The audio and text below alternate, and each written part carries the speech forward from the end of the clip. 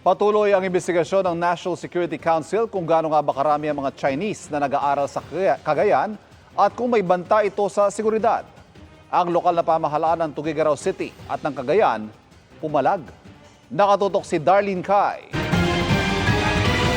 Pero to outright, immediately profile based on race, that's racial profiling, that's discrimination, that's racism. Pumalag ang local government ng Tuguegarao sa issue tungkol sa umano'y pagtaas ng bilang ng Chinese nationals na nag-aaral sa kanilang lungsod. Wala raw silang nakikitang problema sa pag-aaral ng Chinese nationals doon. Matagal na raw hinihikayat ang mga estudyante galing sa ibang lugar na mag-enroll sa kanilang mga paaralan, kasama ang ibang lahi. We're calling for common sense, we're calling for logical thinking over this. Kaya nagulat sila sa lumabas na isyung may mga nababahala sa umano'y pagdami ng Chinese nationals na nag-aaral doon.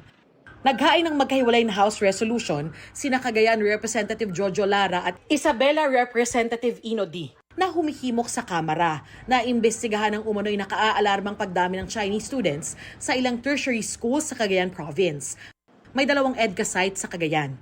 Ikinagulat daw ito ni Cagayan Governor Manuel Mamba. There was never a time na na-discuss po ang threat na ito or security concern na ito.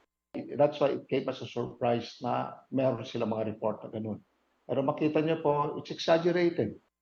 Sa talaraw nila, may 486 lang na Chinese nationals na nag-aaral sa probinsya. Wala raw silang natatanggap na anumang reklamo laban sa kanila.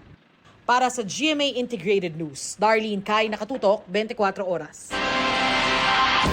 Sabi naman ni Cagayan Representative Jojo Lara, wala sa kanyang intensyon na maging racist. Hindi raw tamang sabihin na ginagawa niya ito para sa ibang hangarin. Ang gusto lang daw niya ay makakuha ng sagot sa mga tanong ng ating mga kababayan. Mga kapuso, patuloy na tumutok sa mga balita. Mag-subscribe sa GMA Integrated News sa YouTube. Sa mga kapuso abroad, samahan niyo kami sa GMA Pinoy TV at www.gmanews.tv.